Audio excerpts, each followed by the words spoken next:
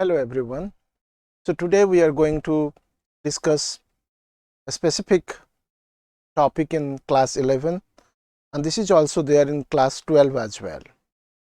And this concept is called as Chargaffs Rule and its importance.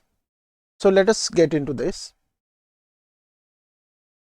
So this rule was formulated by an American biochemist, and his name is Erwin Chargaff. Okay, very simple because the rule is Chargaff's rule, and as per his name, this rule was formulated. Erwin Chargaff worked to formulate this rule in 1950s. Okay, and what this American biochemist has done, he isolated the nitrogenous bases which are present in the DNA.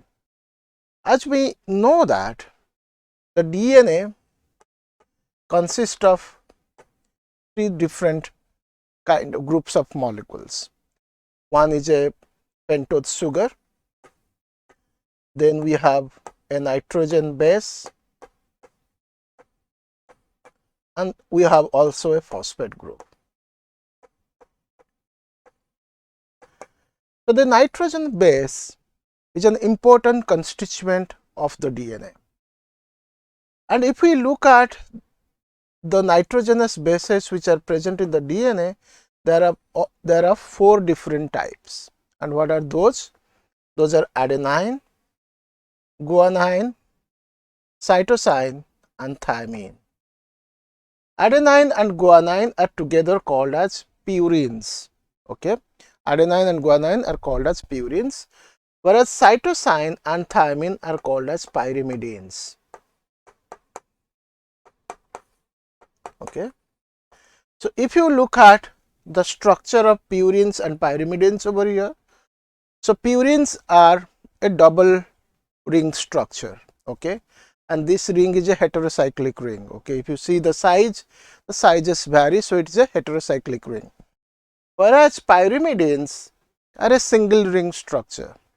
The easier way to remember that which is double ring and which is single ring, so you have to remember like this, that the name is purine is smaller, pyrimidine is larger. Okay, in terms of the name itself. So smaller is the name, larger is the structure, and larger is the name, smaller is the structure, just the opposite way. So this is how we can easily remember this thing. Okay,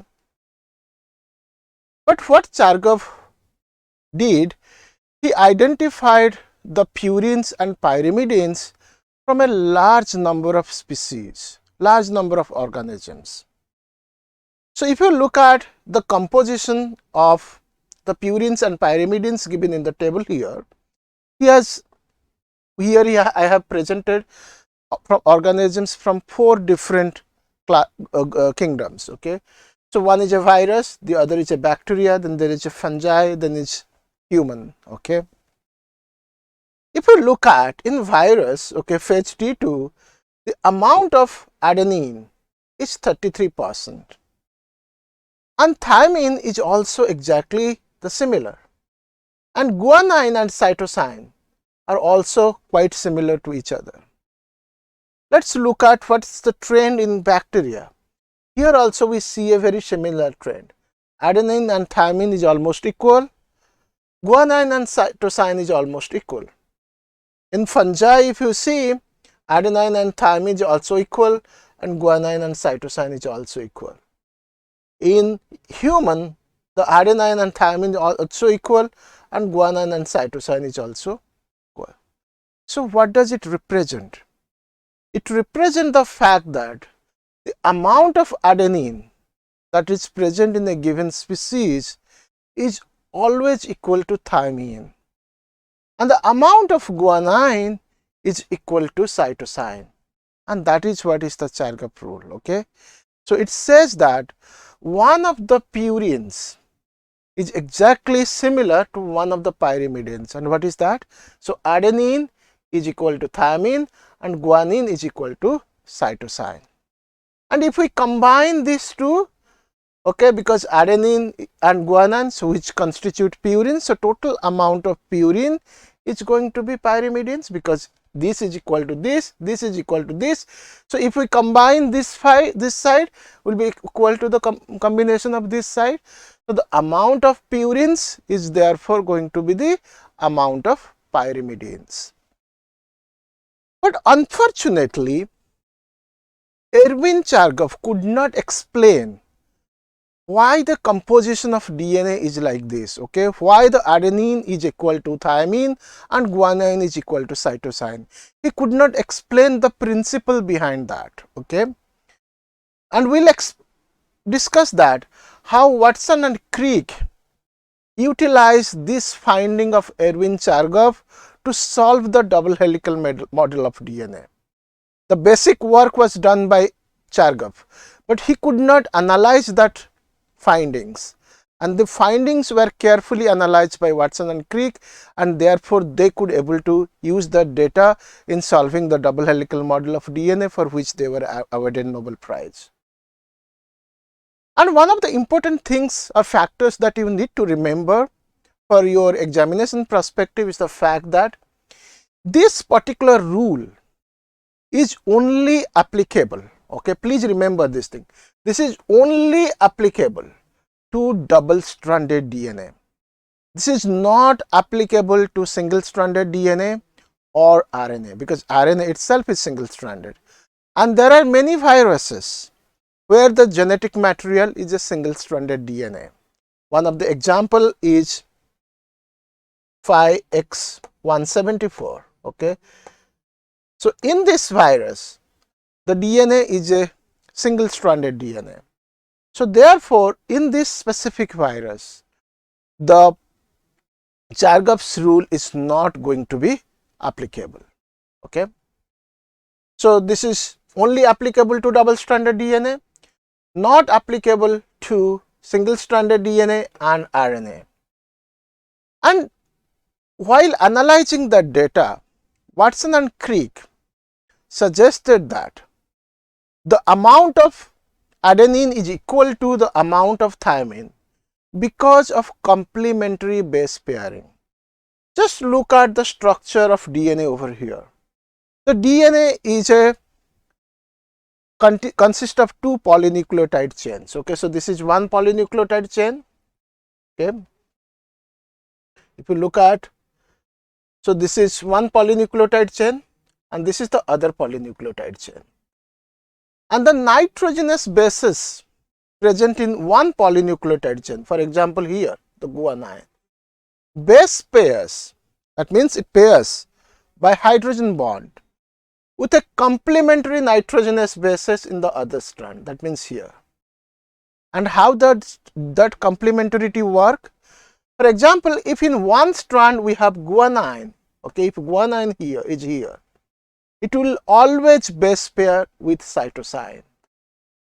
And similarly, if here we have thymine, it is going to bind with adenine, and this bonding occurs with the help of hydrogen bonding. So due to the complementary base pairing between the nitrogenous bases, the amount of one nitrogen base is equal to the another nitrogen base in the opposite strand or the corresponding strand, opposite strand. For example, the guanine that is present here is going to be exactly similar to amount of cytosine, and thymine is going to be similar to adenine. And this hypothesis helped him to solve the double helical model of DNA, suggesting that there are two polynucleotide chains and there exists a complementary base pairing between the nitrogenous bases, and that is very, very critical, okay. So this is what is the entire hypothesis or the rule which was proposed by Erwin Chargaff, okay. So we'll now take up some questions, okay, especially from this particular subchapter. The questions which are usually come as based on some mathematical calculations, okay. So let us look at the different ways the questions can be formulated from this chapter, okay. So let's look at the first question. So the question states that if the GC content of a double-stranded DNA is 60%, what would be the quantity of thymine? Okay, very simple and straightforward. But it says the GC content, and the GC content, it is saying that it is 60%. Okay. The first thing first that you need to consider before attempting such a question is that whether Chargaff's rule is going to be applicable here or not. So it is talking about a double-stranded DNA, and definitely Chargaff's rule is going to be applicable here. And if GC is 60%, what is going to be the remaining 80? A and T is going to be together going to be 40%, because we are calculating in terms of percentage. So the total nitrogenous bases are 100 and 60% is accounted for GC. So 80 is going to be 40%. And we know from the Chargaff's rule that A is equal to T, adenine is equal to thymine because of complementary base pairing. And if both of them constitute 40%, and if both of them would be at a same ratio, so what it is going to be? So it is going to be 20 and 20 each. Okay. So let us look at the options. So the answer for this one therefore is going to be the option A. Very simple and straightforward way of analyzing the question and answering it. Okay. So let's move on to the next question. If the percent of cytosine in tobacco mosaic virus is 20%, what would be the quantity of thymine? Is it 20%, 30%, 40%, and none of the above? Okay. So before attempting such kind of questions, okay, as I initially told you that you need to first validate whether Chargaff's rule is going to be applicable to such kind of questions or not. Here the organism is tobacco mosaic virus, and in biological classification you must have read that. Okay. So tobacco mosaic virus is a plant virus. Okay. And it has several capsomeres which covers the nucleic acid. Okay. And the nucleic acid which is present in this plant virus is a RNA molecule. So this is a RNA molecule, and I have clearly told in the beginning, okay, that Chargaff's rule is not applicable for single-stranded DNA as well as for RNA. So therefore, calculating this for this kind of answer doesn't make any sense. Okay. So therefore, you should not get into the calculation mode while answering this thing. First analyze whether Chargaff's rule is going to be applicable or not, and then go for answering that question. So as Chargaff's rule will not be applicable for this thing, so then the answer is automatically going to be none of the above. Okay. A DNA molecule has 100 base pair and the amount of cytosine is 20%. What would be the number of thymine? Okay. So it is talking about a DNA and is saying that, so this is one base pair, this is another base pair, this is another base. So like that, so there are 100 base pairs. If there are 100 base pairs means how many nucleotides? Okay, in one base pair there are 2 nucleotides, 2 nitrogen bases. Okay, 2 bases. If 2 bases are there in one base pair, so automatically in 100 base pairs, so there would be 200 nitrogen bases, right? And it has given that the cytosine is 20%. So if cytosine is 20%, what would be guanine? Guanine is also 20%. So together how much they account for? 40%. So if G and C accounts for 40%, how much is going to be A and T? A and T is going to be 60%. And out of that, we have to answer for thymine. Thymine is going to be 30% because both of them are equal. So now we have to calculate 30% of 200. and 30% of 200 is going to be, so if I multiply by 0.3, it is going to be 60. So the answer is therefore going to be 60 in this case. Okay.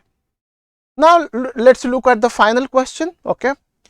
So this is a slightly trickier question. If the ratio of adenine plus guanine, cytosine and thymine in one strand of DNA is 0.7, what would be the same ratio in the complementary strand? So just look at, before answering this question, again draw the double helical model. So it is saying that suppose adenine plus guanine divided by thymine and cytosine is 0.7. So 0.7 means 7 by 10, correct? So if adenine is present in this strand, okay, in one strand A, suppose this is strand 1, this is strand 2, correct? In strand 1, if adenine present, what would be present in this strand? Thymine. If guanine is present in this strand, what would be present in this strand? Cytosine, right?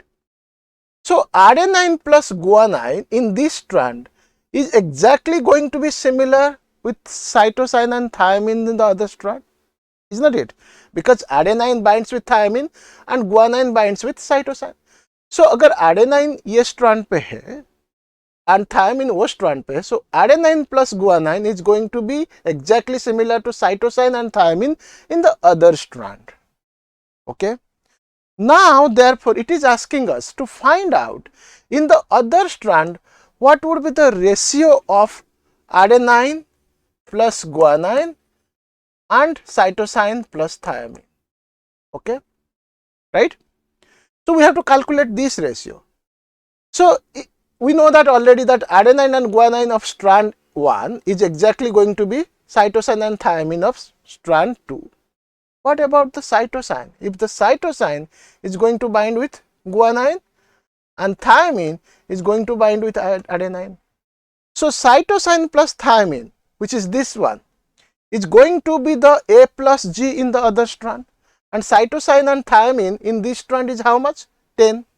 So if cytosine and thymine is 10 here, what would be adenine and guanine here? In this, on the other, this is for strand 1 and this is for strand 2. Okay, so this is exactly going to be the reverse.